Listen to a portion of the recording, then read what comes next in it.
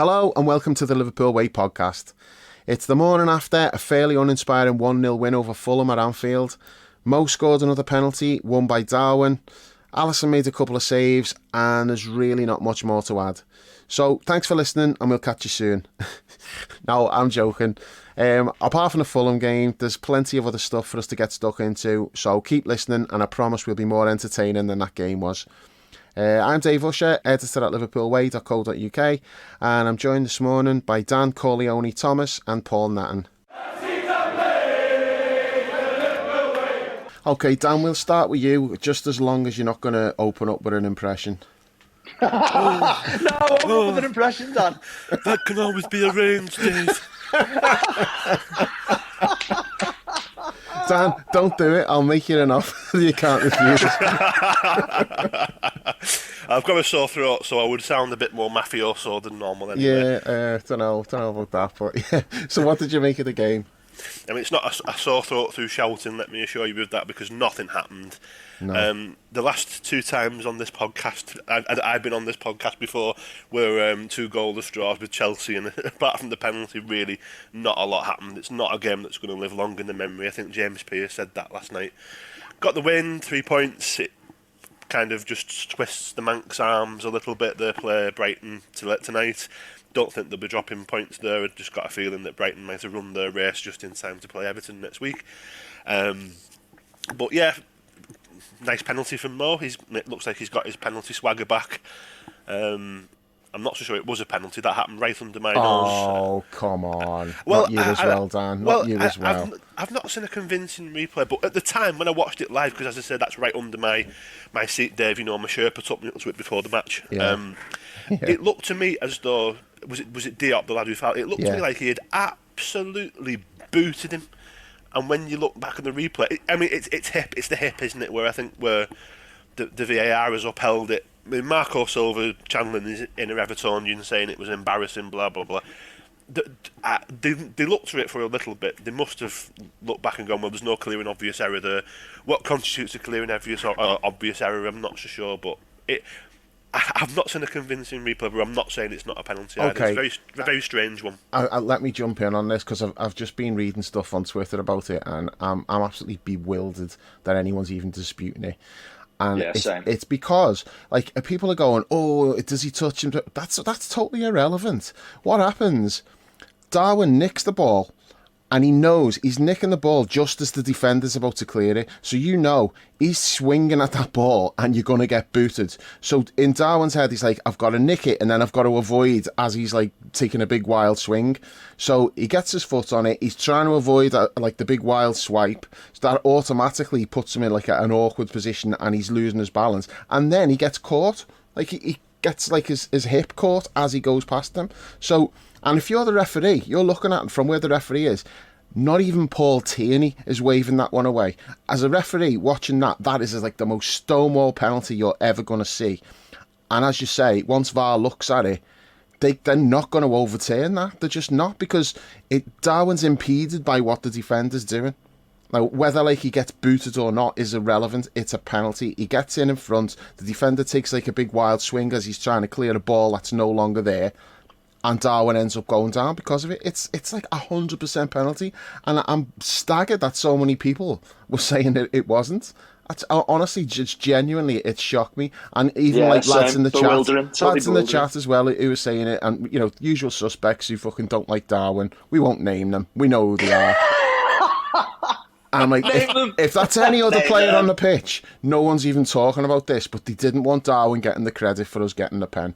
It's as simple as that. It's 1,000% not a dive. You know, I don't for 1 second think he's. I think what you said is right. You know, he's anticipating the swinging leg. It's just it was weird. It was just a very strange incident because, like I said, that happened right in front of me, and I thought that he had absolutely wiped him out, and you know, like proper contact shin to shin, and it didn't happen like that. But I mean, it was nice and sharp from Darwin to nick the ball.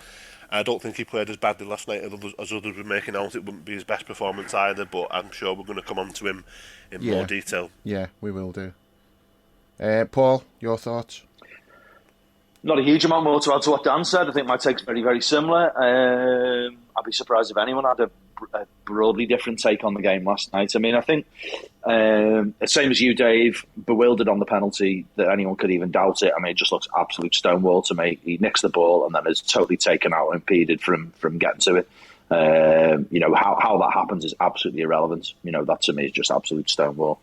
In terms of the game itself, I thought we were better first half than we were second. I thought the tempo was more like it in the first half, without being right at it. I thought Curtis and Trent were really good in the first half, and others were okay. Diaz caught the eye as well. Yeah.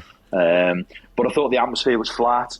I think, broadly speaking, it's been flat all season, and I think that's probably something we want to talk about a little bit more. And John and I were talking on the walk up. I think you and Jules were just behind us chatting about something else. And John and I were just we're talking about that and trying to work out whether this is the first season under Klopp where we've had nothing to play for at this stage of the season. I think it is. I think the last time we went into these final few games and nothing to play for was Rodgers last season. I suppose that depends whether you think we're still playing for the Champions League places. But I mean, whether we are or we aren't, I don't think anyone is feeling that, even if they think it might just about be possible. It just feels really, really flat. And I think, the club is absolutely crying out for a lift. And I think, channeling me inner Jules, we all love a big transfer. And I think the club really feels like that's what it needs at the moment, which is why it's so frustrating that we're not doing a really big transfer.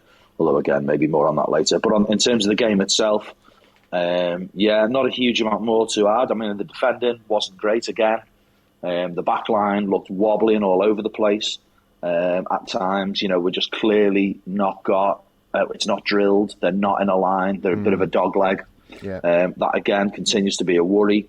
Darwin looked clunky. I'm starting to feel really sorry for him, to be honest. And if we get more onto Darwin later on, I've got more thoughts on that. He's not playing well, but I'm starting to really feel quite sorry for him in terms of the context around that.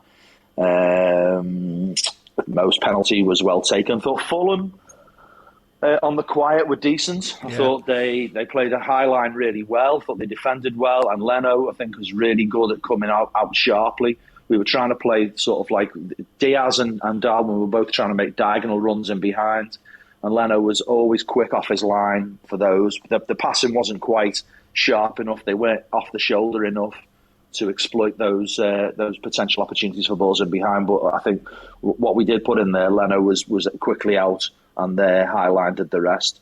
So I thought they're a decent side. Didn't have a huge amount of threat up front. And I think Alisson dealt with couple of opportunities that they had. And again, I don't think, is there anyone who doubts that he's been our player of the season? I think he's comfortably so, isn't he? Yeah. I mean, I suppose 5 games on the bounce, that's a positive.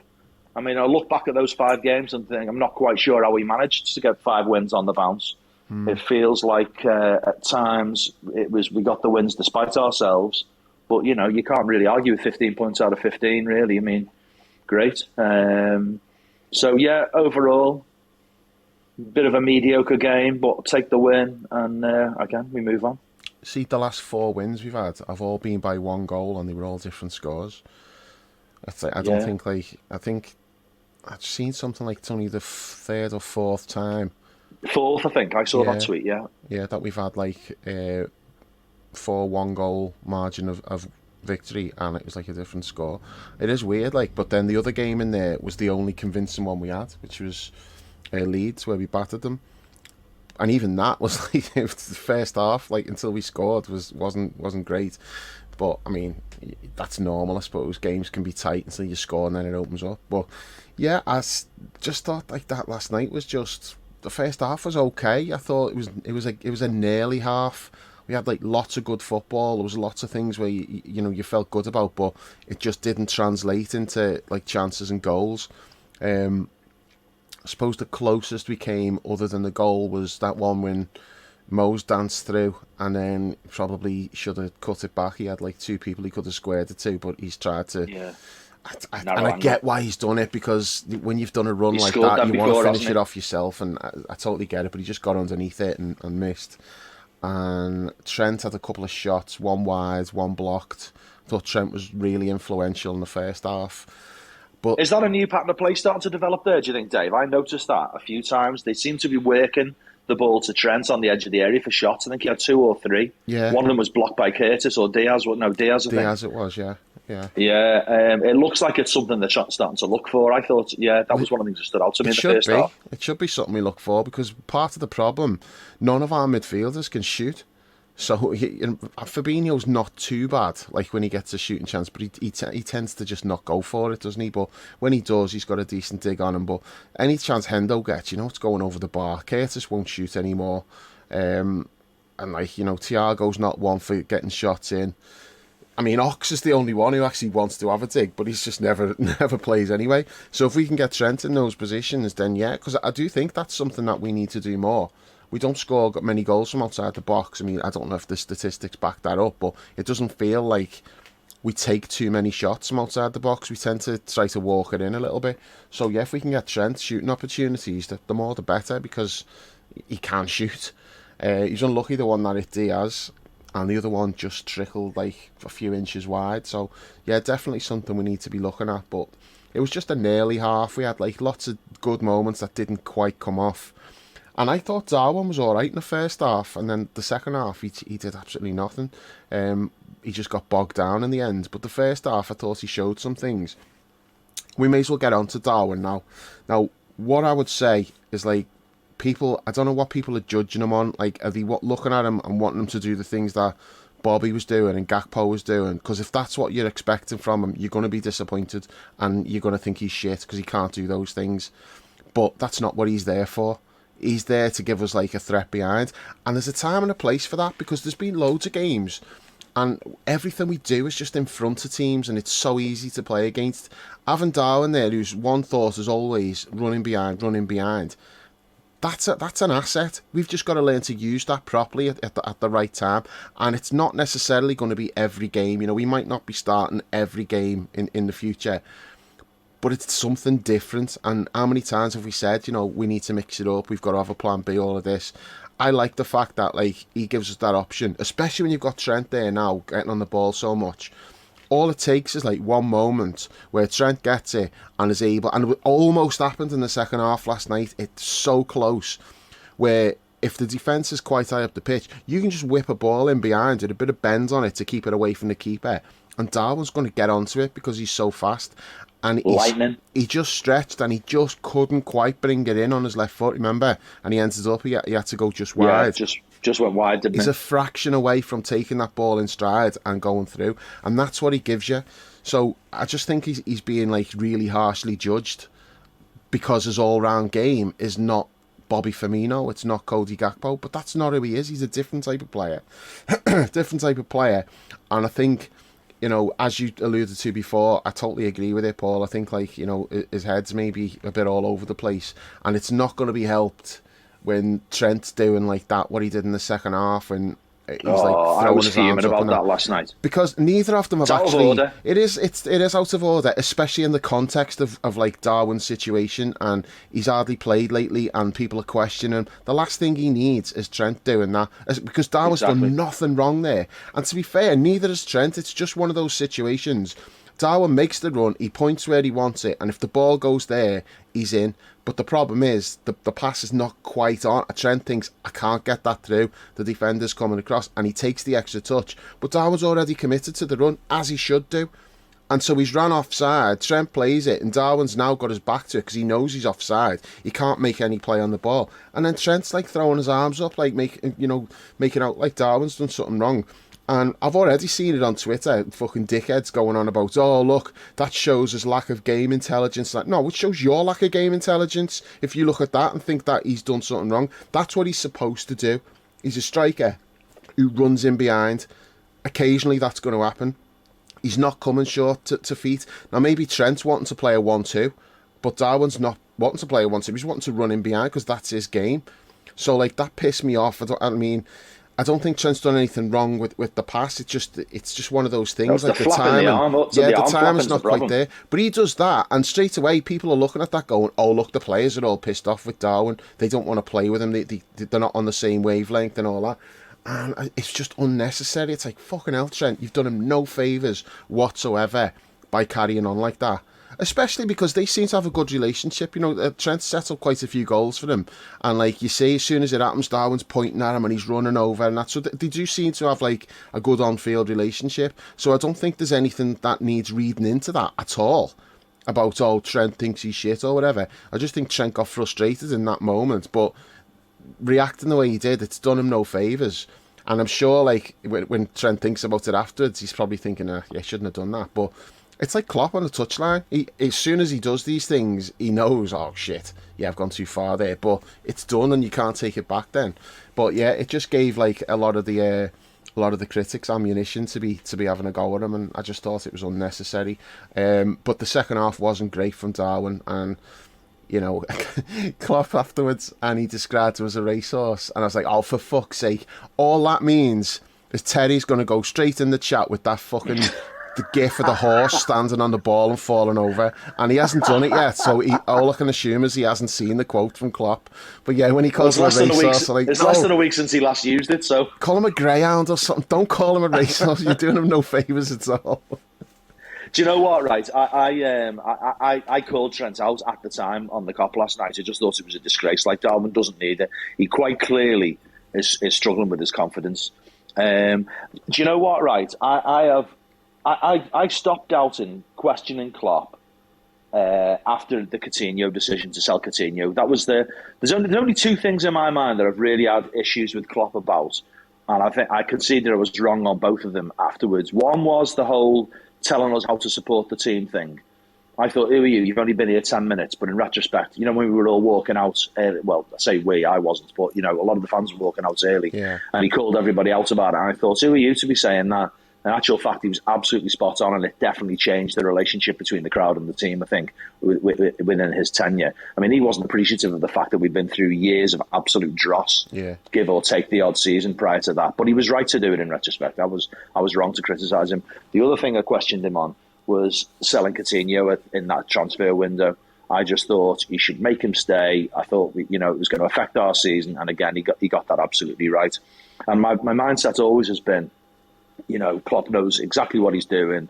He instinctively and intellectually knows what he's doing at all times, and he gets things right. And that's still broadly true. But I have to say that this season, I think he's getting some things wrong. And I think, I think one of the big ones is how he's handling Darwin. You know, I think we've signed this player ostensibly to play through the middle, which is where his game is. That's where he started off playing. And then he just seems to completely have changed his mind about what he wants from him. He's changed his position. He's pushed him out to the left. He signed another player in front of him. He's dropped him. He's then publicly said he can't press or speak English. And basically, like, thrown him under the bus. Now, I know it wasn't done in a highly critical tone, but all of this is done at a time when Darwin is struggling, and to have all of that go on can't be good for him. I mean, that said, things are pretty bad when the cop are chanting his name for blocking the keeper from throwing a ball out, which happened last night, and that honestly made me cringe. I know it was supposed to encourage the lad, and everyone's trying to cheer him up, the same as he got cheered off when he went off as sub. He didn't do anything last night to deserve that, and that was the cop trying to encourage him.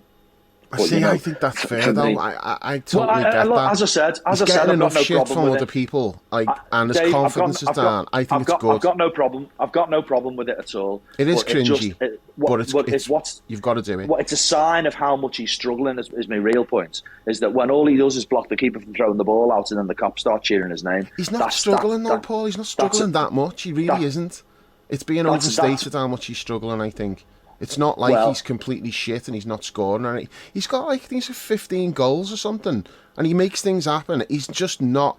He's not having a great time of it. Things haven't been good in 2023, have they? Not really, no. He's not got started, though. It's been so stop-start, and then he's not playing. It's not like he's having a run of games and he's stinking the place out, and you're like, oh, he's bad, he's shit. That's not really what's happening. But clearly there is, like, a problem there. He needs his confidence boosting. And any little thing I think he does, needs a role. I think he needs a clear role, and I think he needs clear coaching. And I said it on the last pod. He's screaming out for a proper pre-season and extended periods of time on the training pitch where he can be drilled and drilled and drilled in terms of what they want from him. I think they maybe feel that they've done that with him this season, but clearly he needs a bit longer. He needs a bit more. But I just feel that he needs. Klopp pissed me off really over that. I mean, I think he's also really. I don't know if you want to do Bellingham again or not. We'll go really to that later. It's on the list. That's bothered me as well. I'll come to that later. But all of that's in the mix. And I just think, he's chopping and changing what he wants from some of the players. He's changing strategies, changing tactics. And on one level, clearly need to, because we've had a terrible season. But on another level, let's not throw players under the bus at the same time. I think, I felt sorry for Darwin last night, even though I don't think he had a good game at all. I just, maybe they've decided they've reached the point where he needs a kick up the arse rather than support and encouragement. But I don't know. Yeah, I still feel that there's a raw potential there. Those bursts of pace that you see from him, that instinct to chase the ball, that instinct to chase into the 6-yard box. Nobody else we've got plays like that. No one else we've got has those same instincts and has those same attributes. And I think if we can find a way to harness that, then I think he could be really, really good for us. But it's up to us it's as much up to us as a team to work out how to use him as it is for him to adapt to us. So, I've got a lot of sympathy for him at the moment. It's about finding a place for him, though, Paul. Definitely. Where does he play? They've got to find a way of getting him in. That's my biggest issue with Klopp, really, is chopping and changing how he's using him. Define a role for him, even if that doesn't mean he plays every week. But what's his actual role? It can't be like on the left 1 minute, then through the middle. And then that really threw me last night. Gakpo comes on, and I was expecting him to move Darwin over to the left and to play Gakpo through the middle, and then he doesn't. Well, that must make Darwin think, what's going on here? If you're prepared to try it now, that only went on for a few minutes until he went off again. But again, it's just strange, confusing, contradictory messages. No, it's a season of a lot of difficulty and a lot of frustration for everybody. You know what I mean? So I understand that everyone's getting things wrong, and Klopp has got to try and find solutions, and fair play to him for doing that. But I just think Darwin's a bit of a victim in all of this, really, and I think I just feel a bit sorry for him. He's got to do better, no doubt. He's got to do better, but I do feel sorry for him. I agree. He has got to do better, but it's also tricky that I can't legitimately sit here and say he should be in the team, because I think the others have done well enough, and it looks right the way we're playing now. The setup looks good. Diaz started really well in those couple of games. I mean, Diaz is like my first choice player in the forward line. It's like I pick him, and obviously Mo plays as well. But I think Diaz is like so important to us.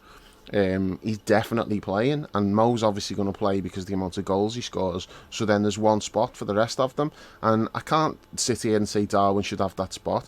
Now, if we were playing a different way, then I could make a case for it, but the way we're playing at the moment, no. Obviously Gakpo's like clearly well suited to that, and Jota's scoring goals, so that Darwin is at the bottom of the queue. And as much as I'm like a massive fan, I'm not going to say like he should be ahead of these players. What I would say is he brings a lot to the table, and we've got to find a way of getting them all in there. And I don't know how to do that, but I'm not paid to do that. It's not my job. We found a way to get Trent in better positions to bring the best out of him.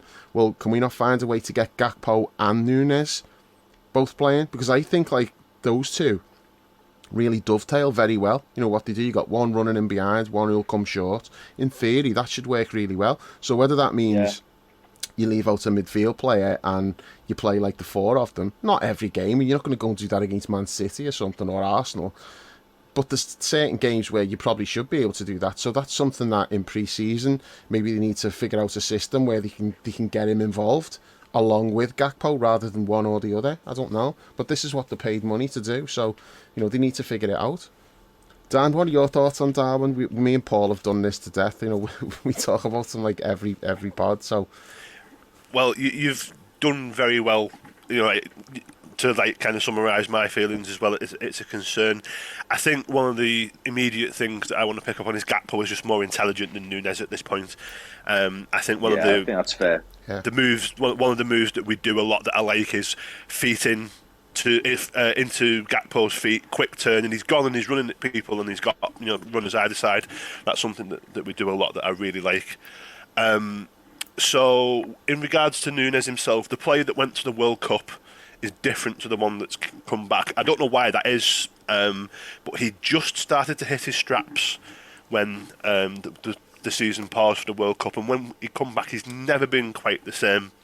The effort is there, the application is not, and I think, correct me if I'm wrong, Dave, but at the start of the season, do I remember a conversation on the group about Darwin not necessarily being the biggest fan of training? I seem to remember us having that conversation. I don't know. No, I don't see that. I don't remember that. Yeah, maybe I'm mistaken. How would we know? Well, exactly, but we wouldn't have any idea what he's like in training, would we? Really? So. Yeah, I seem to remember it being a conversation. Was that a rumour that came out of Portugal? Was it, Dan, or something? Potentially. I don't remember that. It was before the season started, put it that way. Right. So it was a while ago now. So I'm just wondering if there's anything in that. What do you mean by that, Dan? Barrier. Do you mean he's like not putting effort in the training, or he just doesn't? He doesn't enjoy it. He doesn't enjoy training. Was the rumour that I remember at the time. He just doesn't enjoy training. I've not heard that. But I'm not like adding fuel to a fire here. No, I'm not saying that's the case. I just remember it being a discussion back in August, and obviously he started the season well, so it's irrelevant. But they would have known that, because it's not like in the past when you sign someone and then you find out he's a knobhead. You know, they know full well about every player's character, personality. They know all of that before they bring them in. Yeah, I would not anticipate there being any issues there. I remember it being something that we discussed. But in terms of what he's doing, we don't know what we want him to do, and I don't think he knows what we want him to do either. Is he playing off the left? Is he playing through? It's just a mess. I fully understand why we brought Gakpo in. He is going to do what Firmino did. And I assumed that was going to be the plan for Núñez when we signed him, and it's not been the case. So the transfer strategy there, do we need him? Yes, we do, because we need 5 top forwards, in my opinion. So there's definitely a lot to work with there. I am a big fan of Darwin Núñez, but there is a lot. Like whenever he used to play, there used to be carnage and chaos that followed him. And that's not been the case for the last 2 or 3 months. I'm not even for 1 second suggesting that we're going to sell him for a cut price deal or whatever. He was on my list, if you remember, that I made last time to keep, and he was untouchable, and my mind's not changed on that, because there is definitely the attributes of a centre forward there that we can work with. I think the issue is that we've paid 80 million plus for someone who's not the finished article. But do you know what though, Dan? I think you can certainly start. No, I'm not saying this, but you can certainly start to carve out an argument for saying we've signed him to do something that we've now decided we don't want him to do. We've got an imbalance in terms of forwards where we've got loads that prefer the left. He's had an indifferent season. Let's sell him now to sign somebody who can come in off the right, a right-sided Diaz or a Mo alternative. I mean, I'm certainly hearing there was rumblings along that around me in the COP last night.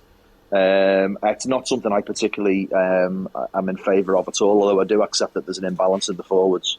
I just want us to stick to our guns and make the plan that we had when we signed him work. Yeah. But I do think that it's I know fans are very reactive, but it is a concern that people are now nearly a year in, thinking about, is he the right player for us? Should he still be here? Should he go? I can't see that happening. I can't see Klopp cutting his losses. It's just not the way he works. Klopp will almost take it as a point of personal pride to double down and prove with his coaching that he can harness the player's talent, because there is definitely something there. There's definitely talent there that we can get more out of.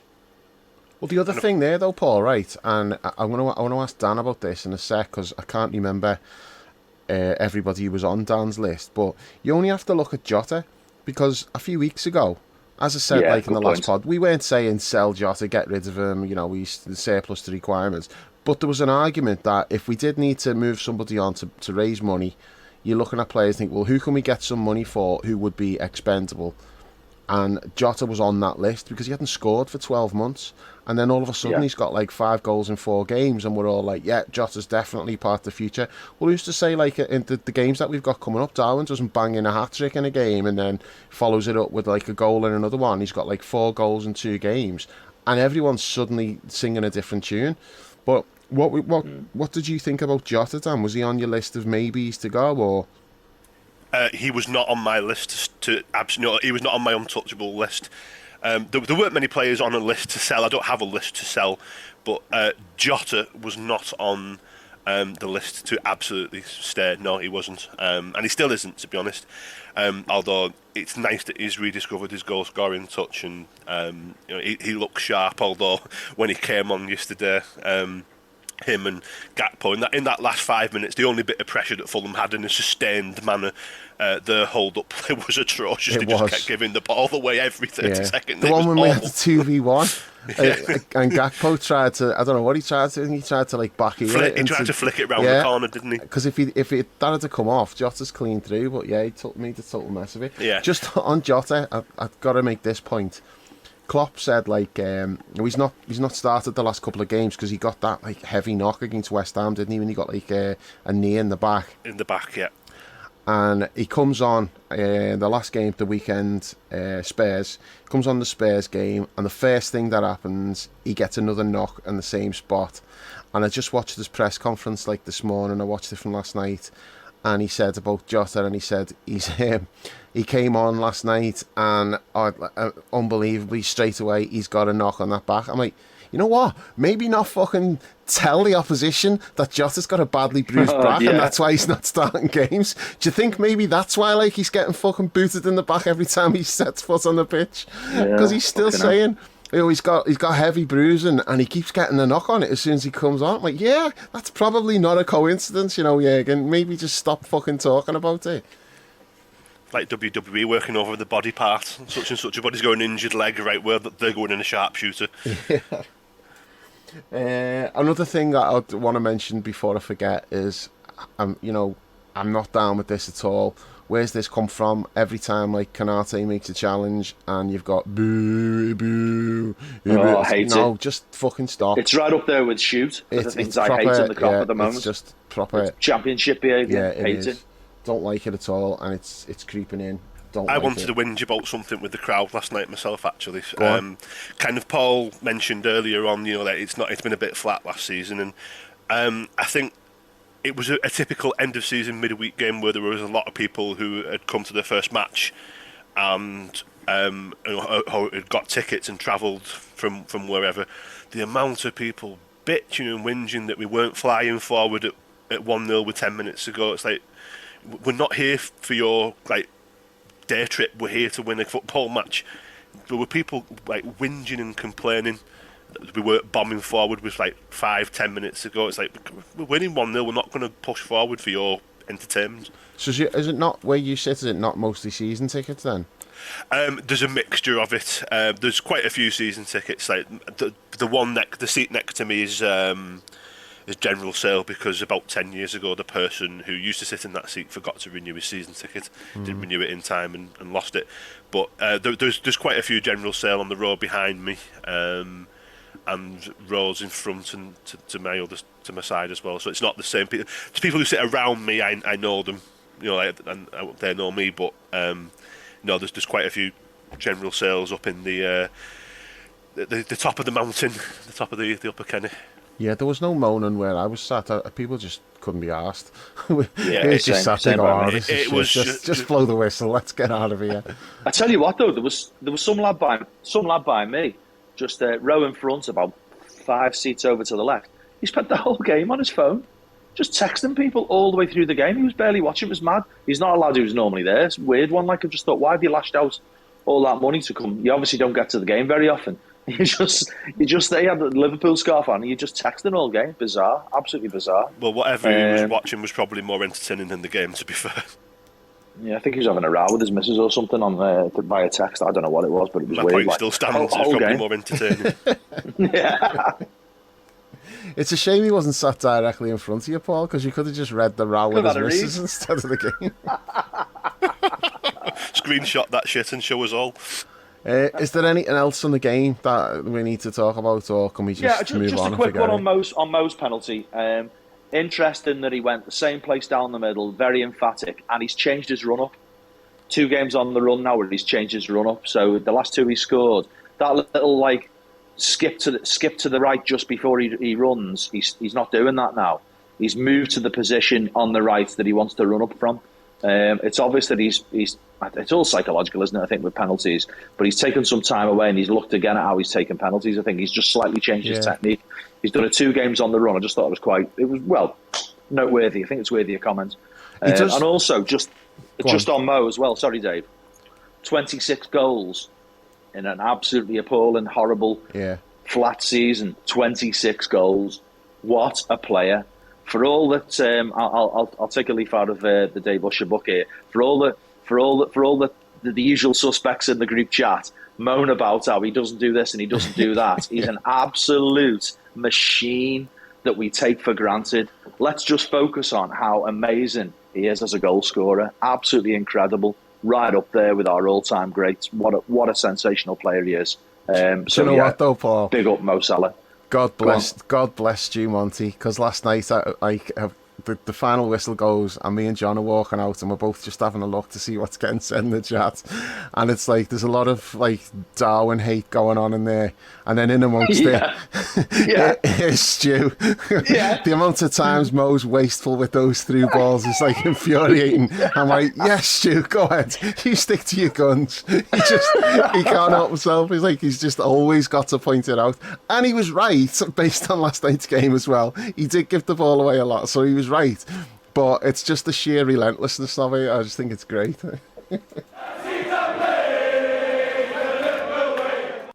You can subscribe to the Liverpool Way podcast on all the major platforms, whether it's Apple, Google, Spotify, Amazon or Podbean. Just search for the Liverpool Way, leave us a review and hit subscribe to automatically receive all new episodes. You can also head to liverpoolway.co.uk and grab a TLW season ticket for just £3 a month.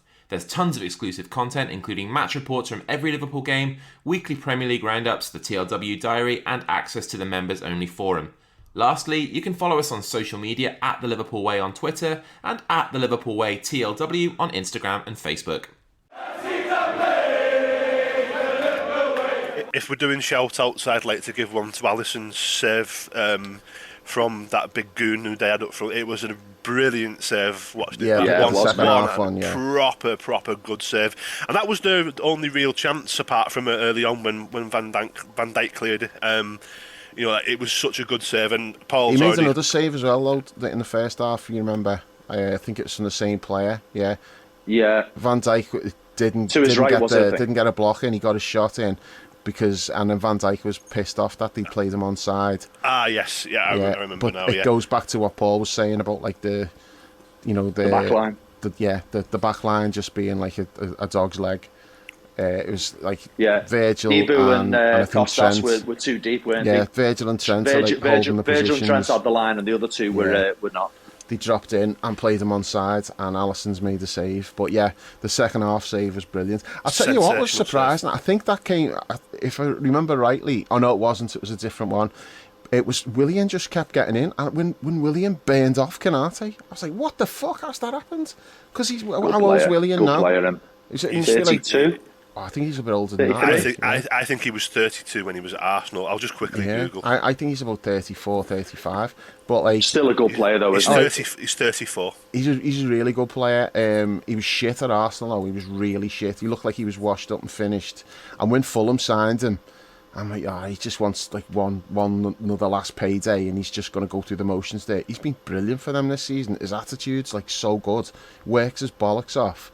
Yeah. And like he went past Trent once, but he outpaced Trent, but it was because Trent had like got caught flat-footed and couldn't turn and get back. But he was just on the outside a bit, didn't he? I think Trent on that one, and he took it and just blew by him. But the Canate one, he's actually just in like a foot race with him, and they're both more or less starting from the same point, and he got to the ball first. I was like, that was really like impressive from him. But yeah, he played well, Willian. He's a good player, and the save from Alisson is like, that's the difference between us getting 3 points and 1 point, isn't it, really? And, over the course of the season, how many points have we got that we wouldn't have got if we'd have had just an average goalkeeper? Put it this way, right? If Alisson played in goal for Leeds and Meslier played in goal for us, honestly think Leeds would be above us in the table. I'm not even exaggerating there. I don't think that's an unfair shout. I think like you're looking at like probably 10 to 15 point swing in both directions. Yeah. That's the importance. What do we make of Terry's boy Paulinho last night? I thought their midfield I didn't think got that close to us, but he was the one who looked like he had something to me. He's a good player, yeah. Very good player. I think like his stats for tackling and stuff, he's right up there. Like for winning the ball. Reads it well, doesn't he? His positioning's really good. His passing's good as well, and he gets about the pitch. He's a really good player. I was watching him just because we've had little links. He's a Mendes boy, isn't he? Yeah, that's why I was watching him last night, and I thought he was decent. That Mendes, we've got like strong links with him at the moment. We've built up like a relationship with him, so if the price is right, he might be somebody you'd look at if they can't get the number one targets or whatever. I think he's definitely on the list of possibilities. He's 27 now, isn't he? So ideally they'd be looking for someone a bit younger than that, but no, he's a good player, definitely. So are we done with the Fulham game then? Get on to other things. I think so, yeah.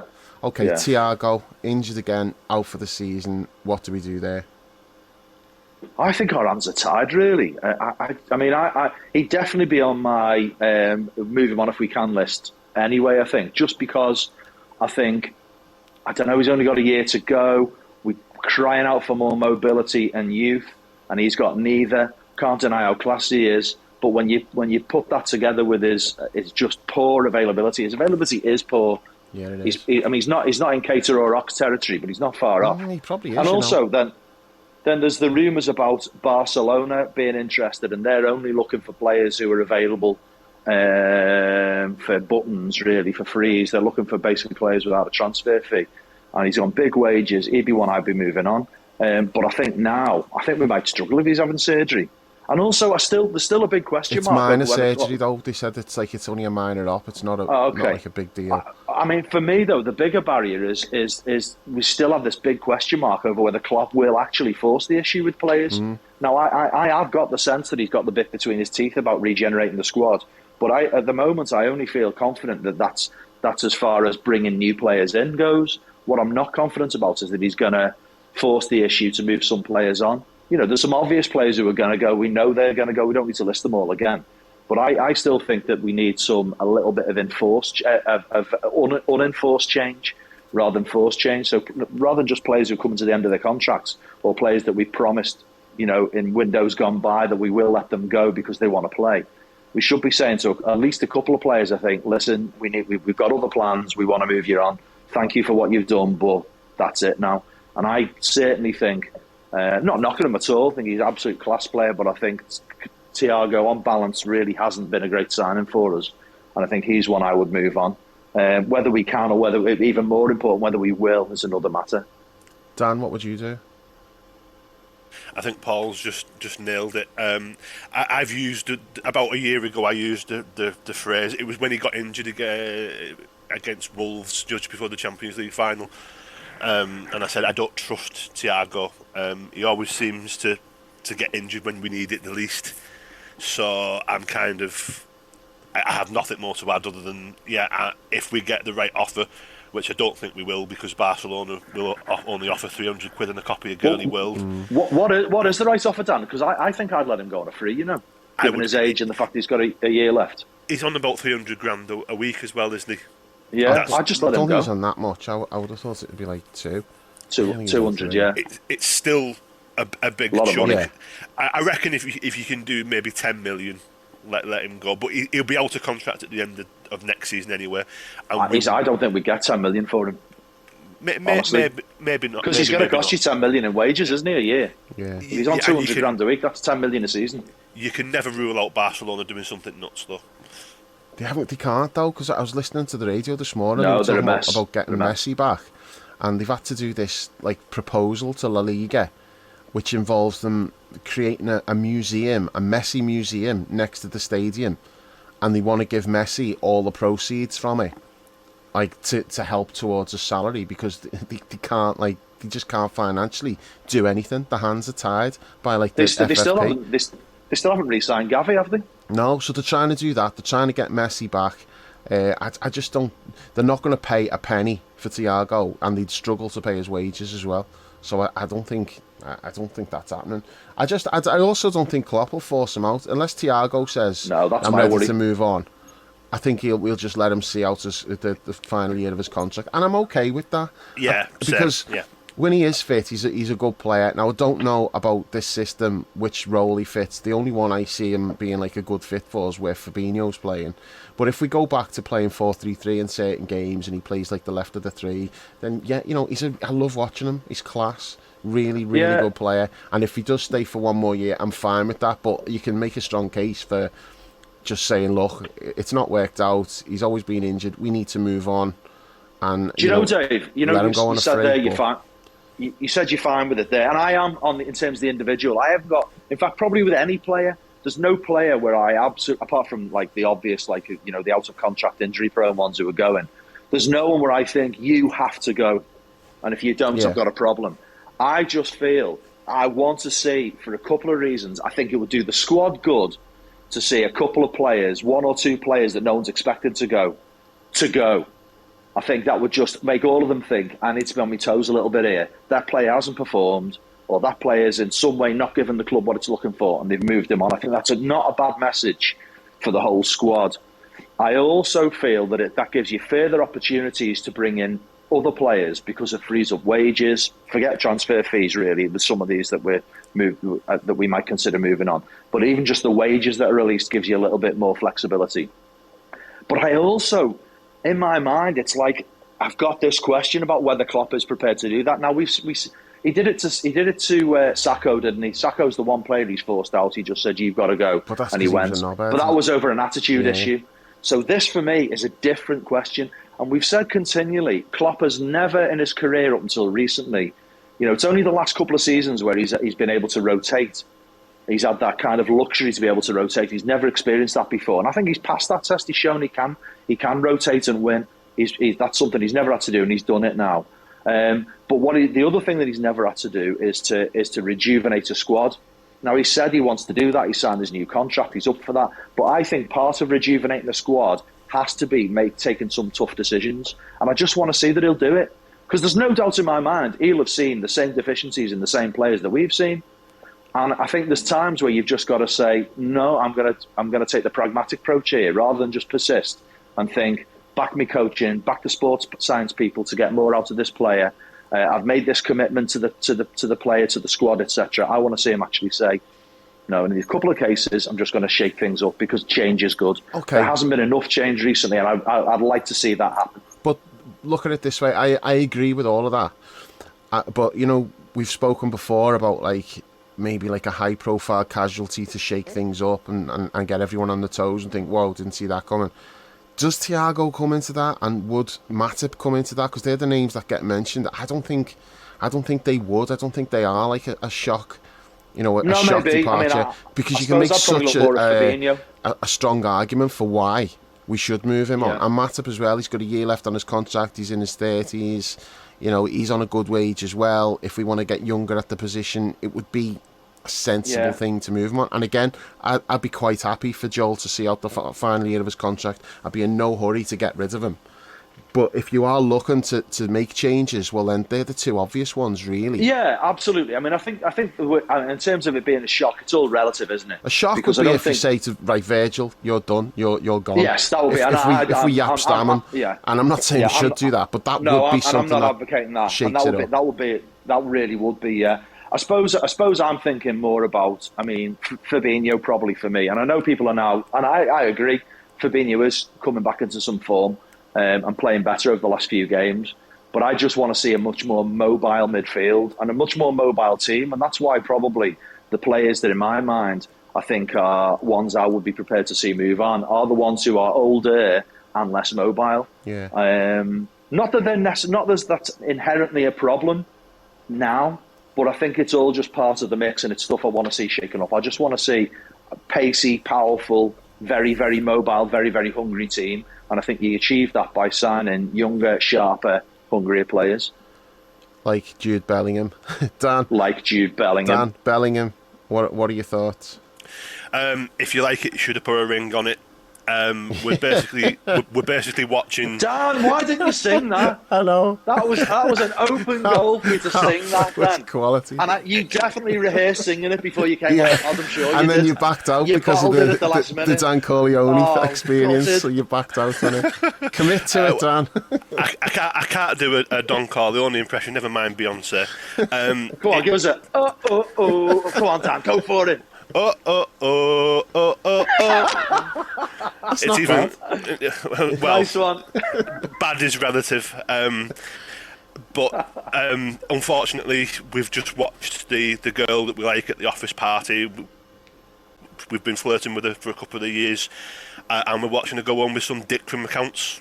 That's basically the long and short of it. Spot on. When Real Madrid get and involved, there is a dick from it accounts, you're becomes, right. Yeah. When Real Madrid get involved, it's difficult because it's Real Madrid. They're going to add up more money. They're going to offer things that even Liverpool can't offer. But I think that if we'd have really wanted him, I think we could have done this earlier to remove Real from the equation. It would have cost a lot of money, but there you go. I'm not surprised. I've been saying that I didn't think we'd sign him, not just because I'm a negative Nelly, but because I just thought that the sheer logistics and finances of it were going to overwhelm us. We need a lot of work. I do agree with that, but I just think that once a player like this, who clearly wanted to sign for us, clearly wanted to come to Liverpool, is available, you do whatever it takes. And I know you don't like this, Paul. You max out that credit card. You do whatever you can to get this player. I totally agree with you, Dan. We just don't need to max out the credit card, though. Yeah, I totally agree with you. Spot on. Sell a chunk of Redbird to LeBron or whichever jabroni Don't need you to want. do that. The money's there. We don't need to do it. Get the money. No, if the money is there, you spend that money. I do understand to an extent what Jurgen is thinking, but I think he's got that wrong. We've just watched our number one target. The reason we've not spent money on midfield for 2 years walk away into the sunset with Real Madrid, and it is proper embarrassing. It's embarrassing. It's infuriating, and as well, if we've been thinking he's going to come here, and it gets to April, like mid-April when all this started to blow up a few weeks ago, how far down the line are we with other targets? Let's just say that we now want to go to Casiedo at Brighton, for example. I'll just pick someone who can pronounce. Casiedo. The lad from Brighton. You just invented a new player there. I thought his name was Moises Casiedo. Casiedo? No. Let's just say we're going to him, and now we're going to You say... get into Yotta territory there, Dan. Well, I went out of my way to say Jota I know, earlier. it was appreciated, Dan. It didn't go unnoticed. I've seen the effort. So, we're going to go and speak to the lad at Brighton and say, are you interested? And it's like, sorry, I'm signing for Arsenal. I'm not saying that's true, but it now puts us in that territory of, are we going to be at second choices already? I think it's seriously concerning. And there you go, yeah. I totally agree with you there, mate. And I think, I still have to say, I'm still not absolutely 100% that he's going to Madrid. Do want to throw that caveat in there, although I think it looks likely. There is no smoke without fire. But I just think the whole thing is absolutely pathetic. And I tell you what, it's absolutely 100% on Jurgen Klopp's shoulders.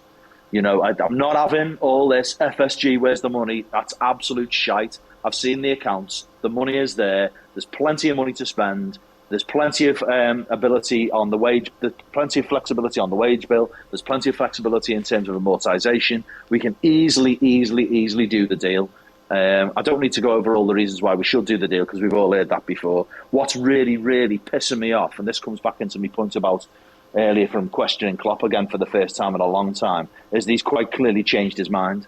He's been super focused on this strategy and decided this is what he's going to do for a couple of years. Yeah. Certainly for at least a year. But it goes back to, I think, when he moved to Dortmund at 16, because we spoke to him then. So he's had a medium-term or long-term in football and context plan to bring this lad in, and then he's just bottled it. And it's shit. It's pathetic. It's weak. It's embarrassing. I just think, for me, it's a big red flag about the overall strategy of the club. It throws up further questions about who the sporting director is. Why is the sporting director getting off?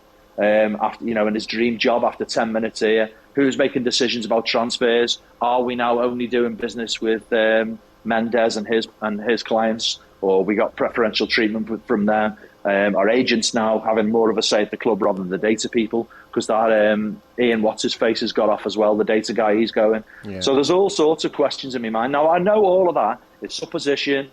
It's based on hearsay, rumour, putting 2 and 2 together and coming up with 93.5. But, you know, I have got questions. We've had good reason to question what's going on this season, you know, and I think we're entitled to have questions.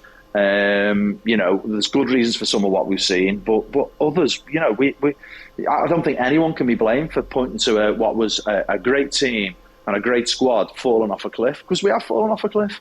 I also don't think that Klopp has to be absolutely perfect or expect him to be perfect.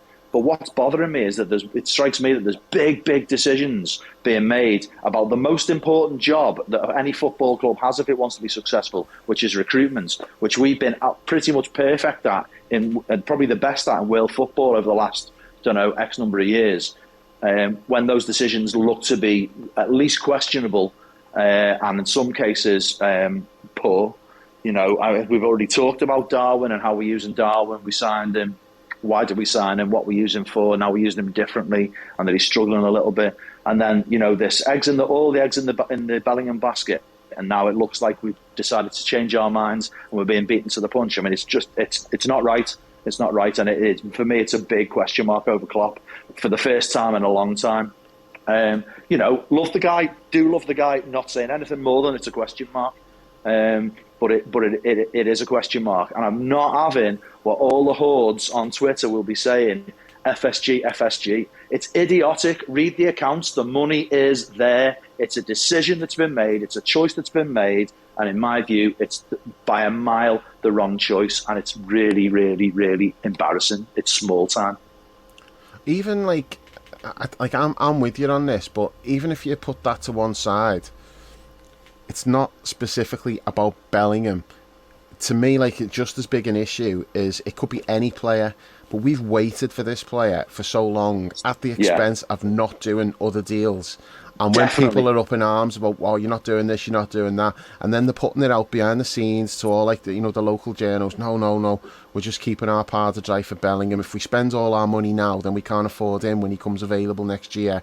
So just be patient. We've got a plan. We know what we're doing. And then it's like, so we're on, and I got totally on board with that. I defended them for not signing a midfield player last year because there was an end game here. And I'm like, okay, I'll suspend my disbelief over what's going on and say, fine, if they think they can get Bellingham, maybe it seems unlikely with the money, but they think they can do it. They're not doing other deals. I'll get on board with that. So it's the club that's been driving the bus here. It's not the fans demanding we want this player, we want this player. That's not it. The club are driving the bus down fucking Bellingham Boulevard, and they've gone, yeah, it's come Klopp, on, hop Dave. on. Klopp. Well, yeah, okay, Klopp, yeah, but Klopp and his staff. That's what I mean by club. I don't mean ownership. I mean it's Klopp and the staff, and it's yeah, we're driving this bus, Bellingham Boulevard, hop on board, come on. So we're all sound. So we get on board. And then you just get one stop from the end and they go, actually, you know what? We're going down Mason Mount Street. I'm like, oh, hang on a minute. Fucking hell. Just stop the bus. Yeah. I'm getting off. This is not what I got on this bus for. What are you doing? That's the problem with it. Is this last minute pivot for whatever the reason is, whether they want to spend the money on 4 players rather than 2, or whether they were getting cold feet about is Bellingham totally committed to coming here? Can we run the risk of letting this play out only for him to then say, I'm going to Real Madrid, and then we're left with nothing? I think there's an element of that's gone on. Not necessarily that Bellingham wasn't going to come here, but he'd not said to them, I'm cutting off talks with everybody else and I'm definitely signing for you. And without that assurance, we've had to make a decision, because most transfers are done in April. They're not done in June, July. The deals are in place. They're put in place now. Not necessarily finalised, but you kind of know who you're getting in around about April, May time. And there's got to be a cut-off point if you don't think you're getting that player. And I think that's maybe what's happened. And then we've just cleared the way for Real Madrid to just come in now. It's not, for me, it's not just about Bellingham, the player, although that's part of it, because I really do think he'd be great for us. It's not that. It's about the idea that they sold us on and then they just change at the last minute, and we're expected to be fine about that. I'm not fine about it, and there's an element of me being like a total spoiled brat about it. But every player we get linked with now, I'm just like rolling my eyes and going, because I'm just pissed off. I'm so pissed off. It's like it doesn't matter who we get linked with. It's not doing it for me because It's like waiting for Virgil. It's like waiting for Virgil and swerving to Harry Maguire at the last minute. You know what I mean? It's just, it's a joke. It's an absolute joke. I was right behind the bit waiting for Virgil. I think I was the only person who was. You were. I thought it was absolutely the right thing to do because I could see that he was perfect for us. We've used this strategy once before. I don't know what's happened. Has Klopp not turned the charm on with Bellingham? Has he not gone to Blackpool? Is that what it is? Klopp needs to go to Blackpool. Yeah. But it just... Whatever, it's embarrassing. Like, it's really embarrassing. What I got told is Dad, who handles all of this, his dad wasn't prepared to say, okay, I'm only talking to you. I don't care what Real Madrid or Man City is saying. His dad was like, well, I'm listening to what everybody's got to say and whatever everyone's offering, which that's his job as his dad and as his representative. You know, I would not expect anything less. I've got no problem needed with that assurance, and we didn't get it, and that's part of the reason. Do you know, just coming on to your point about who we get, anyone else being a disappointment, I do think it's a problem for the club. Because we've talked about how flat things are. I really think the club needs, the fan base, everyone needs a lift. Yeah. We went into this season on a bit of a downer after the way last season finished, despite winning 2 trophies. You know, all of us were disappointed, and it's been largely flat at Anfield, relatively speaking, all throughout this season. And I think, you know, it looks like we're not going to be in the Champions League next year. We're now not going to get Bellingham. I think they've got a lot of work to do to re-energise everybody. And that does come, whether you like it or not. You can talk about new fans, this, Sky Generation, whatever. I'm absolutely with Jules' point. Jules always says everyone likes a big, new, shiny toy. And he's absolutely right, we do. And I don't know how they're going to achieve that now after saying, you're going for this absolutely boss toy over here. And no, we're not. We're going to Home Bargains and we're getting you one off the 50p aisle. There's absolutely no way. I think it's going to be... Well, it doesn't matter who we're getting. Everyone's going to seem like they come from Home Bargains now after... Even because that McAllister, I really like him. He's a really good player. Yeah, but he's not Jude Bellingham, is he? It's not getting me juices flowing. Mason Mount's a good player, and I can see the logic for going for him. And if he was coming in with Bellingham, I'd be completely on board and say, I can see why that's really good. But if that's your alternative, then, good luck with that, because... It just puts everybody on a downer. And Stu made this point in the chat, and he's right. He's totally right, 100% right, and I don't care. And like what Stu was saying, you don't need to go out and be paying like 80, 90 million pounds for this player. There's plenty of good players you can go and get, like sensible signings for 30, 40 million who will come in and they'll fit and they'll make us better. And that's what's made us good, like those type of signings. Yeah. And so I totally get that logic. You know, you signing players in the like £40 million bracket and they come in and then they become £100 million players, playing for Klopp and what he gets out of these players. We've done it with so many players during Klopp's time here. So I totally get it. It makes absolute sense. It's to do the sensible deals and all that. I just don't care. I'm like, no, I'm not ready to just accept that. I'm so pissed off. You sold us on a dream. And then you took that dream away and you're like, yeah, but we'll just go and do this. It's like, it will put people on a downer, and it makes next season more difficult if we don't get off to a flying start.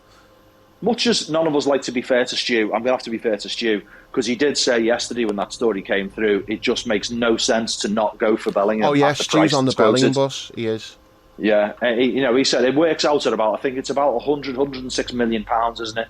I think in euros it was about 110, 115 is what was reported. Yeah. And his point was, at that price, it's just crazy not to. And he's right. And he's very much on the same wavelength as us, where it comes down to you would rather get him and then a cheaper player alongside him and worry about the rest later. He's on that. His point was, it wasn't about Bellingham. It was like, well, if we're not doing that, he doesn't want us going and paying like or something, 90 million to Brighton when we can go and get somebody playing in France for 40 million. He'll be just as good. Yeah. And he's right. You know, there's got to be players out there who are as good as Caicedo. There's got to be. and McAllister as well. I mean, and he also said, Brighton will just go and sign that player. Well, they'll sell him, and then they'll go and sign the player who we should have bought, and they'll sign him for like a pittance, and then he'll be worth like 3-4 times that in 12 months' time. So yeah, the whole sensible aspect of transfer, it's right, but it's just not gonna cut it when like you want that statement signing just to, especially after the season we've had. It's like, no, we're still here, we're still big players in this, yes, and we're coming back. We're serious about coming back, and a statement signing like that does that. These other signings who are getting linked with, probably not, and that's the issue that I've got with it. But I also think what you said about not being totally convinced about these Real Madrid reports, I feel the same way. It's come from Marseille, and they're always right. Some of the shite that every player in the world wants to go to Real Madrid, is close to signing to Real Madrid. That's how they report everything. Doesn't necessarily make it so. So let's just see how it plays out. But it's not looking great. We've got to say that. If this is a bluff, it's one fucking hell of a bluff. I just hope that you're happy with your bus when it arrives at McAllister, Mount Pleasant. No, it's a fucking replacement bus service where they've stopped and said, you've all got to get off now. The road's closed, we're not going up there replacement now. bus service? Was Stu Monty laying the train tracks for this replacement bus service? That's why he drives the train, doesn't he? Oh yeah. Sorry. Terry lays the tracks and Stu drives the train. Next stop, Saicedo Crescent. Let's talk about something a little bit more fun. I know you'll like talking about this one, Dan. Big Sam's back. Well-headed prick. It was just the most Fat Sam thing to do at that press conference. I'm up there with Pep. I'm up there with Klopp. And I noticed as well, he used Jurgen's second name, where he went for Pep. I do think there was some issues between them, which is no surprise, because Jurgen is quite active on the touchline, and Sam Allardyce is a well-headed prick. So I just noticed that got my back up. Maybe that's just me being me. I didn't get my back up. I just thought, you dickhead. You absolute dickhead. That was my first response. He's got one job, which is keep Leeds in the Premier League. If he wants to take them down as well as Everton, I'm completely on board with that. I would be on board with that more than anything. But it's not been that kind of season, has it? He's a slow starter, isn't he? He doesn't have instant impact when he goes into clubs. So I think with Palace, it took him like 6 games before he got his first win. And he normally has a transfer window as well. He does, yes, when he signs all kinds of weird and wonderful players. From Willie Mackay. Exactly that, yeah. But I think he's going to get off to a slow start with Leeds because their first game is away to Man City on Saturday. So they're going to get wrecked there, and that's fine. What he needs to do is get them up for the home games. Apparently it's worth £3 million to him if he keeps them up. £3 million for 4 games. It's worth it though, isn't it? It's well worth it if that happens. My feeling is that it's going to be shorter than his England managerial stint personally, but Big Sam is back, and it's got right on my nerves, Dave, because I need him to do well, because if he does well, then that's probably curtains for the Blues, to be honest. Yeah, I don't see him saving Leeds, to be honest, but I hope he does. No. Not because of any love for him or Leeds. I mean, if you can guarantee me that Everton are going down no matter what, then let Leeds go with them. And a lot of it's just to do with that video of their players last week walking past like the kids in the hotel. Who the fuck do you think you are? You've been shit all season. You should be grateful anybody wants your autograph or wants to say hello to you, and you're walking past them. I thought that was disgusting. I thought the pathetic message afterwards, trying to explain it, was even worse, really. And then, should have said, no excuse, we're out of order, sorry. Then you've got people defending him, saying, oh, that video's out of context because Luke Ayling and Gracia and a couple of other players stopped. I'm like, well, good for them, but that's not out of context because it shows you about 15 players just completely blanking the fans. Now, it's different when you're going into a stadium and there's loads there and you've got your game face on and you want to just get in. It's different. But even then, there's no excuse for just not waving and just saying hello. I'm not saying you've got to stop for selfies and all that. But in a hotel like that, when there was like 10 people there, maybe 15. And kids. I know. And so how are you polite not and eager stopping? as well, those kids were. You know what I mean? They should have stopped. Every one of them should have stopped, because it's not like there's loads of people there and you're going to be there forever. And even if you don't stop, at least wave and say hello. You know, do not just blank them. I thought doing the mobile phone and headphone who do you just think you are? The season that you've had, you've been absolutely shit, and these fans are still turning out. Just the kids just wanting a nod and a wave. That's all you've got to do, and they blanked them. I was fuming about it. I'm like, you know what? If Everton go down, I want you to go as well. But I can't root for Leeds to go down at this moment in time, because that might be enough to keep Everton up. So the priority is just it's Everton going down. And you know I'm obsessing about this. I've been thinking about it for months, and and I think part of the reason why I want them to go down so much is because I'm sick of them doing this all the time and somehow managing to get away, either because a goalkeeper's being fucking bribed, or if it's that decision that when the ball was 3 yards over the line and Bolton ended up going down because of it. There's always something. Like last season, scabby 1-0 wins against teams they should not be beaten. Fucking Arsenal, Chelsea, Man United all going there and losing. There's just always something that keeps the bastards up. And I think probably the best way for me to describe this is picture a massive turd in a toilet bowl, and you're flushing and it's just not going. And you're like, fucking hell, what's it going to take for this to go? So was this you going on the ground last night, Dave?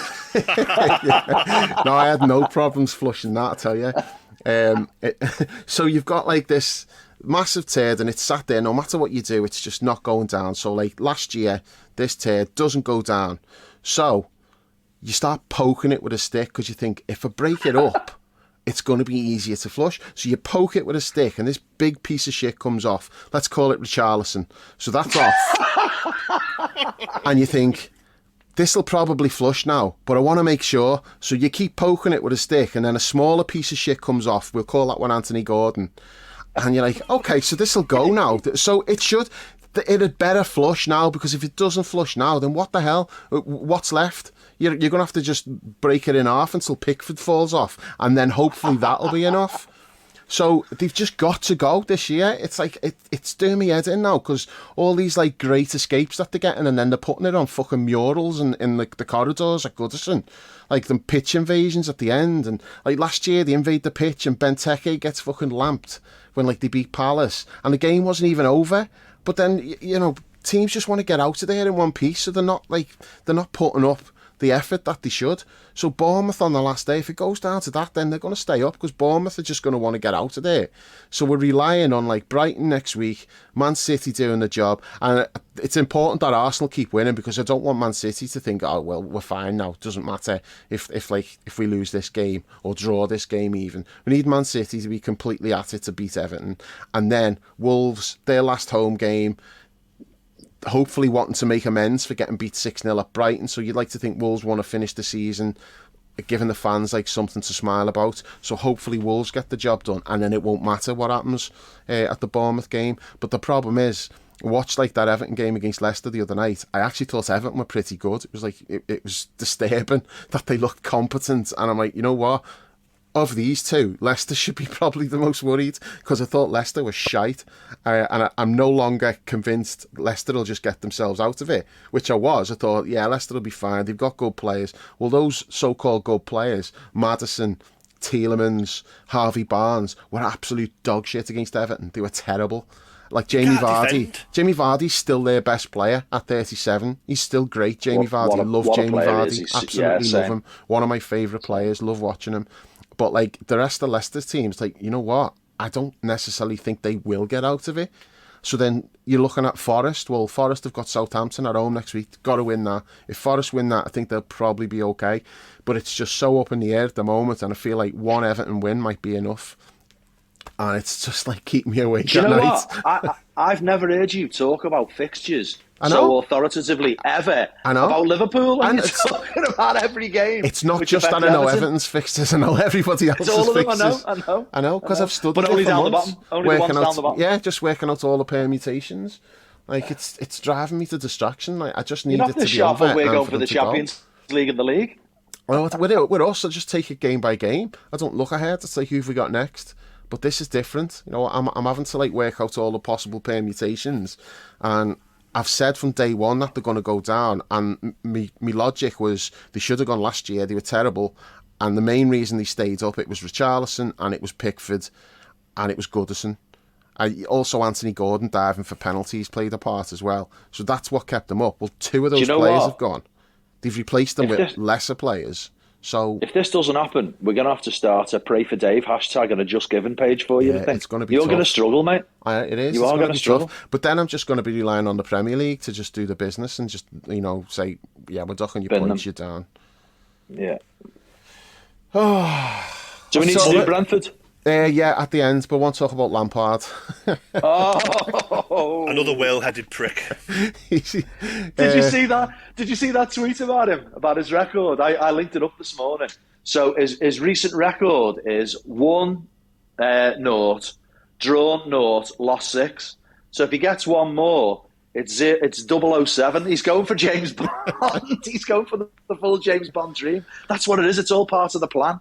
It's all part of it's all by design. He's not shite, really. He just wants 007 after his name. If he wants to be James Bond, he's going to need a hair transplant. Yeah, and lose some weight as well, the fat prick. Fat, bald fraud, Frank. Yeah. Yes, I'm not in any glass houses in this conversation whatsoever. No, it's just hilarious. Like the stat that came out last week is probably like the best stat of the season. And it makes sense when you think about it, but it's not something that you would have thought of. And when you first see it, you go, what? No. And it's like Roy Hodgson's got more wins this season than Frank Lampard. Brilliant. Magic Man Roy, as Klopp calls him. I heard him throwing his players under the bus again the other night, last night or whenever it was, the night before, whenever they played. It's honestly, whenever they get a result, this is in his whole career, it's we. And when they lose, it's they. Yeah. Every single time. A proper Tory, isn't he? Tory to his core. Yeah. Oh, we need Chris doing the Lampard impression. Yeah, we do. We've had enough impressions on this podcast for one day, don't you think? Go on, do it again, Dan. You must have some more. Do the Godfather again. Lad. Go on. I am not a performing seal, Dave. I cannot do these things. Has he got a lisp? Did he have a lisp? He has now. He has now. Leave me alone. I've got a cold. Yeah, I'll do an impression. You ready? Go on. Boxing is a barbaric sport. But to be a boxer, you do not need to be a barbarian. Nigel Benn is an animal. The man has no decorum. Do you remember after I can't remember which fight it was, he just won, and he goes he comes on afterwards and he goes, now to more important things. I want to talk about Iraq. And then on the other one where he goes, after the fight he goes, marry me Karen. You remember that one? Yeah. He's absolutely off his head. He's fucking you batshit. and me, big fans of that In the Dark program. I don't remember what it's called. If you haven't watched that In the Dark, or when I play and watch it, it was amazing. So funny. The first episode is unbelievable. And Gaza and his stories. It was just, I just couldn't get over it. Like the first episode, I was like, what am I watching here? This might be like the best TV of all time. It's just unreal. I think Gaza's story of knocking one out in number 10 Downing Street might be the most incredible thing I've ever seen on television, ever. Not enough was being made of that. Like, that should have been like massive news. I know, it's totally glossed over. I know, it was just it's so funny. Sensational telling. It was. Me and Brownie in the chat pissing ourselves and everyone else bemused. Yeah, stunned silence from me. Yeah. Anyone who hasn't watched what's it called? Scared of the Dark, or that's it. Yeah, Scared of the Dark. If you haven't watched it, get on it. It's just too funny. I suppose we should talk about Brentford then. Honestly, really can't be arsed. Like that last night was just a total can't be arsed game. It's like, yeah, gotta go. Hopefully it'll be fun, but I'm not expecting much, and I kind of feel the same about the Brentford game. It's like back to Anfield third time in a week, innit? It just feels like a drag. It's like this interminable season will never end. No games at home for weeks, and then you've got like 3 in 8 days or whatever it is. Yeah, three in six days. Yeah, and like Paul just kind of touched on that from what I was going to say. I thought midfield looked leggy at times last night, and I think we'll make changes. I think you'll see quite a few changes in midfield. Hey, do you know what, Dan? Just on that point, I meant to say this before. I was fuming when Klopp left Hendo on last night, and then he looked like he got an injury about 5 minutes later, because I thought he looked leggy just when Klopp was making those final changes. I hope Hendo's not injured again. We haven't. Has Klopp said nothing about that?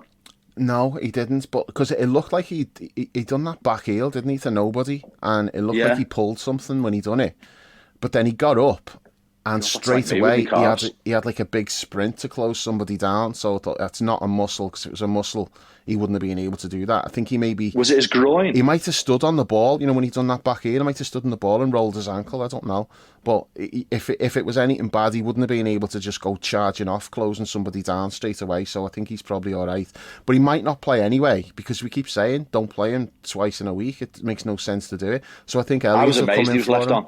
Yeah, I thought he had a good game as well, by the way. But he was starting to run out of gas at the end. But yeah, I think Elliott will come in for him. I'd be surprised if he didn't. Don't know about Curtis, because he's played a lot lately. I don't know whether they'll keep playing him or whether he's due for the rest. But we've not got too many options, have we? I think I thought in the first half he was really good last night. He's the whole playing team really well. Faded. I would definitely just keep it going, just for his confidence. Unless they do feel there's a physical risk. That's what I mean. If there's a physical risk, then don't. Yeah, that's what I'm saying. Is like, if he can play, you'll play him. But is it worth? If there's any kind of doubt there, no. Just it's like it's a lot of games in a short space of time, and he's played all of them. And deservedly so. I mean, it's funny because we said like weeks ago, didn't we? Curtis should play every game from now to the end of the season, and he has. So it's good, and he's definitely like earned his spot for next season. Absolutely no question about that. Now he's a player. We can use him. He's going to bring something to the team. Not necessarily first choice starting every game, but he's shown like that if he does have to play and he does get a run of games, you're not worried about him, are you? He's definitely contributing and doing what we need him to do. So and five subs changes the whole nature of being a player on a squad player now. Yeah, you're definitely going to get more game time. Yeah, so I don't think Hendo will play. I think Robbo will come back in for Costas. What did you make of that, by the way? Costas coming in for Robbo. Understood why you maybe do that, because Robbo had a bad game at the weekend and it was a chance to rest him anyway. Why do you think Costas wasn't left on to play the full game? Weird, don't know. I mean, there was the back line stuff, wasn't there? I mean, he definitely wasn't. He was probably the one who was least in tune with the other defenders, although Konate was a little bit wobbly as well. I don't know, just strange. It's one of them where I'm looking at it and thinking, I just don't understand that. Yeah. What did you think, Dan? Why did you? I didn't think Costas was particularly terrible. Like, no, he wasn't great either, but he wasn't terrible. No, it was a strange one. Yeah, you just don't know if maybe he's had a bang or something. Maybe I hadn't considered that. Just a knock or something, precautionary. Yeah, so it's more about taking him off rather than putting Robbo. Yeah. I think sense. So. Yeah, and when Robbo came on, like within seconds, he actually went on a big drive and pushed forward, and we won a corner off it. Put a good ball in as well, didn't he? I think. Yeah, he did. He normally does from corners as well. So yeah, it was weird. I would think that probably Costas has had a bump or has felt something, and that's why he came off. Would not be surprised me if Jurgen says something to that effect on Thursday when he does his press conference, or Friday. Friday, yeah. So we think Robbo comes back in for Brentford. So usual back four. Yeah. Fabinho, Elliott, maybe Jones. And what do you think about the forward line? Gakpo back in for Darwin. I'd try and. I want to try and get Darwin in the team. Just where, though, is the question. I just want Darwin to have. I don't want him to feel like there's something there for him to aim for. I don't know. I just feel like he needs. It's not whether he deserves it or not. He needs it, I think, and we need to find ways to accommodate him. I think we've just got to use these few remaining games now to see if we can just get him a little bit back in the groove again. Because it's going to just be another knock if he starts last night and then is out of the team again. I don't know. It's tricky, I don't think Klopp will do it. I don't think Klopp will do that. Yeah, you do. But he might say with Diaz has had, he's only just come back. He's had 2 games, best part of 2 games in a week already. We're going to rest him for the third one.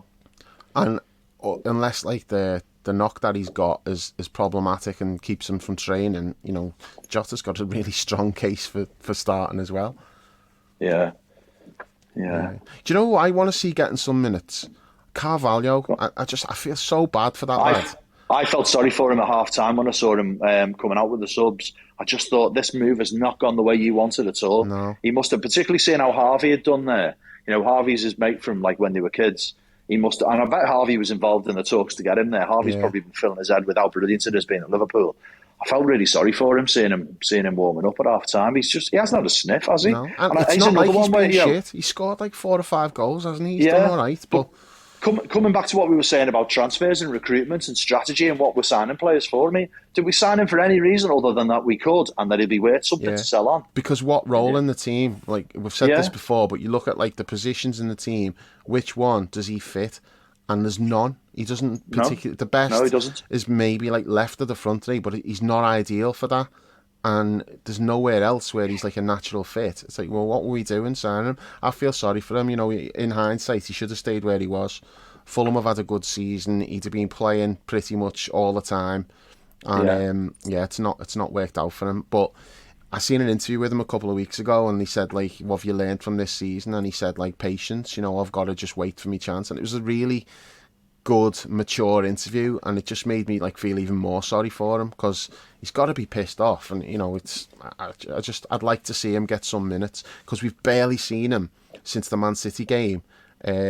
Which was the first game back after the World Cup, wasn't it? He started that, he scored, he didn't play well, but he scored, and then he got subbed at half time, and we've barely seen him since. He hasn't come off the bench, has he? No, a lot of the time he's not even been on the bench, but recently he has, but he's not got on. And then I feel bad for him there. There's games where you could have put him on, even if it's just like 10 minutes, just to keep him involved, and he's not really had a sniff, has he? I just feel bad for the lad. Yeah, same. But I don't think he'll be involved at the weekend either. I don't think he'll get on a couple of minutes at the end. But what's Brentford's form like at the moment? How are they doing? Okay, they beat Chelsea, which is no great surprise at Stamford Bridge. Mind you, we couldn't though, could we? They've been all right. They, up and down. They got beat by Everton, didn't they? Is Ivan Toney ever getting a ban? What's going on with all that as well? I know. Did they beat Forest last weekend, didn't they? The busybodies. I know. It's like, fucking hell, Brentford. Just what are you doing? But like, I was driving and I had TalkSport on, and a Forest fan rang up, and he was kicking off about the fact that Ivan Toney is still playing. And I'm like, okay, I get his point, but he's not been found guilty of anything, so you can't like not let him play. So, but I did understand to a point. He's like, it's not fair. Why is he still playing when he's got all these charges over him? I'm like, well, Man City is still playing, and they've got all those charges over them. So, until you're actually proven guilty. But then he says, if he gets found guilty, they need to take all of his goals away and recalculate the points. He's like, we've lost that game today because Ivan Toney scored. I'm like, fucking hell, mate, listen to yourself. That's like, I thought that might be like COVID conspiracy theory level of nonsense. That might be like the stupidest fucking phone call I've ever heard. But listen, that wasn't the worst. Someone came on after, and it was so then another guy comes on. And he's a West Ham fan, and they just got beat at Palace, and it was like there was a dodgy penalty decision. And he comes on saying, what needs to happen now? We need to get the lawyers involved, and we need to take VAR to court to get those points back. Do you know what the fundamental issue is here, Dave? You're listening to TalkSport. You're going to get morons ringing up. It's not just that I was listening to TalkSport. He's not wrong. No, honestly, there's a lot of TalkSport's actually like it's entertaining and there's some decent discussion. The problem was it's not just that it was TalkSport, but this show, the two hosts of this show, wait for it, is Jamie O'Hara and Gabby Agbonlahor. So it's like the two thickest men on the station, but they actually sounded intelligent based on the callers. Like the callers were coming on, and even Agbonlahor and O'Hara were like, "Hang on a minute, really? That's a bit mad." But yeah, he's like, "We should take VAR to court to get these points back because we could get relegated for that." And I'm like, Okay, so don't you think that every other team in the league at some point can also say, we've lost points there because of VAR, we're taking them to court as well? You know, And then referees, let's take referees to court because they made poor Absolutely. decisions on the pitch. just Let's. fucking mental. Just mental. Imagine if that door was open for Everton, Oh my retrospectively, God. they could take referees to court for the number of times that they reckon they've been shafted by refs. Well, just going back to because we were talking about this because of Brentford and Ivan Toney and that, like. But so just going back to the Brentford game, do we think Paul Tierney's going to be fit for this? Because he's obviously missed the game last night. We don't know. There must be something. He must have some kind of ailment. Is he going to be back for the weekend? Well, people don't We get can dropped only anymore, hope. Dave. They get rested. So he's been rested. Yeah, rotated. Yeah, and he'll be back in for the weekend, fresh and ready to go. I mean, on a serious note, though, like prior to last night, he'd refereed 21% of our games this season. I mean, mad, how's isn't that it? even possible? And 25% of his games have been Liverpool games. And someone worked it out and they put on Twitter, Paul Tierney's been on the pitch for Liverpool games this season for more minutes than Ox and Keita combined. Not hard, to be fair. I think it was 1 minute more. But Ouch. it's mad. How is he getting like our games all the time? Well, we know why, because Howard Webb just keeps sending him out there, and the more pissed off we get, the more likely he is to be getting the games. They'll probably send fucking Toblerone-shaped linesmen out this weekend as well. He'll be running the line. Tierney will be in charge. No, seriously, I don't think we'll see Tierney again this season. I think like it'd be too blatant if they did. So, Well, we have only got 3 games left, haven't we? yeah, so I think they'll say, you know what, you can sit the next 3, you can go and do like other games. It would be interesting to see what happens next season with this, because I said in the group, didn't I, if we're going to do anything out of this, I didn't agree with what Jurgen did on the touchline. I thought that was a bit OTT, although I understood why he was angry. We should probably make it our goal to take Tierney out of our games for a while. Now, knowing the FA and the PMGOL, they will probably think that next season is long enough for that, long enough of a gap for Tierney to get our games. But if we can get a short-term goal of getting Paul Tierney away from our games for a period of time, then I would say it's a win. But it's worth Jurgen copping a ban as long as it's this season. Well, we may as well finish on that. What ban do we think Klopp's going to get? 2 games, still double his punishment from last time. I think 3. Yeah. Yeah, I mean, I haven't thought about it that much. I think they'll want to make it pretty severe. So And it should be. Can, I guess. It should be. And Yeah. people can I thought kick it was off embarrassing. about defend him and that. But ask yourself this: if that was Guardiola or Arteta, what would you be saying then? You can't do what he's done. Now, there is some mitigating circumstances in that a lot of his reactions have been because of this just crazy treatment that Mo's getting. That's the thing that's triggering Klopp more than anything. He's not reacting like that to every decision, but when he sees Mo getting fouled, and it's like the most obvious free kick in the world, and it's not getting given. Like it's the 2 times he's got in trouble this season. One, Bernardo Silva fucking rugby tackled him right in front of the linesman, and nothing was given. That's when Klopp lost his shit at the linesman. And then this one, there's a lot of stuff going on in the game, for and against us. I thought Tierney was just bad for both teams, to be fair. And the Mo one is what triggered him. Now, that doesn't excuse him celebrating in front of the 4th official. I don't know what he's thinking. It's just... and he said... And the thing with Klopp is he always knows afterwards when he calms down, oh, what have I done there? That's ridiculous. I shouldn't have done that. It's not a good look. So he gets that. And he said he was screaming at the 4th official... without you, like basically saying, yeah, we've won the game with no help from yous. And he's embarrassed about like the fact that he's done that. And then when he said about the way he spoke to me what he said to me is not acceptable. And then everyone's like, oh, what's he said? And it turns out what he said is nothing really. And I don't think it's what he said that was unacceptable. And no, it will have been the way he said it and the fucking smug, smarmy look on his face when he said it. Yeah. Because he says to Klopp, this should be a red card, but you can thank him for it only being a yellow.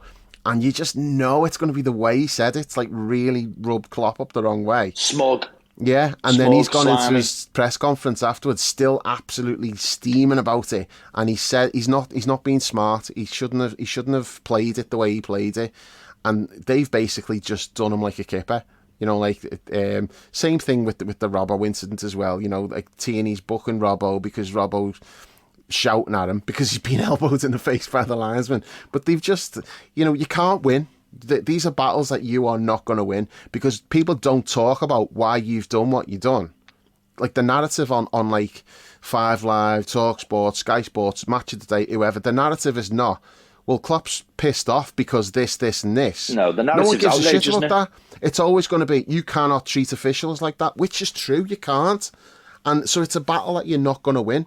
And Tierney knows that. So Tierney can be as smug as he likes, knowing full well if Klopp loses his shit, it's not Tierney that's going to be the one getting in trouble. As long as he doesn't actually say anything inappropriate, he can say in whatever manner he likes, and he can be as smug as he likes.